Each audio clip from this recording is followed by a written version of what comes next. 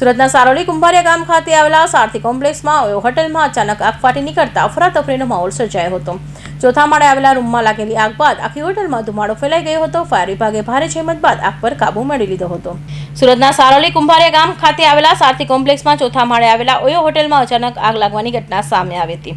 હોટલમાં કુલ 19 રૂમ છે, જેમાંથી 104 નંબરના રૂમમાં અચાનક આગ ફાટી નીકળી હતી। હોટલમાં યોગ્ય વેન્ટિલેશન ન હોવાથી થોડા જ સમયમાં આખી હોટલ ધુમાડાથી છવાઈ ગઈ હતી। ગાડલા અને લાકડાના ફર્નિચરને કારણે આગે વિકરાળ સ્વરૂપ ધારણ કર્યું હતું। ઘટનાના સમયે હોટલમાં રહેલા 3 જેટલા લોકો અંદર ફસાઈ ગયા હતા।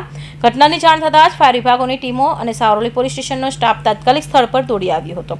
4 ફાયર સ્ટેશનની 8થી વધુ ફાયર ગાડીઓ ઘટના સ્થળે પહોંચી હતી। ચોથા માળે આગ લાગતા રેસ્ક્યુ કામગીરી માટે 3 ટેબલ લેડર પણ મંગાવવામાં આવ્યા હતા। ધુમાડો વધુ હોવાથી ફાયરના જવાનો ઓક્સિજન માસ્ક પહેરી અંદર પ્રવેશ્યા હતા। હોટલના કાચ તોડી ધુમાડો બહાર કાઢવાની કામગીરી હાથ ધરવામાં આવી હતી। ભારે જહેમત બાદ ફાયર વિભાગે અંદાજે 1 કલાક આગ પર કાબુ મેળવી લીધો હતો। આગની ઘટનામાં રૂમમાં રહેલું વાયરિંગ, ફર્નિચર અને અન્ય સામાન સંપૂર્ણ રીતે ખાખ થઈ ગયો હતો।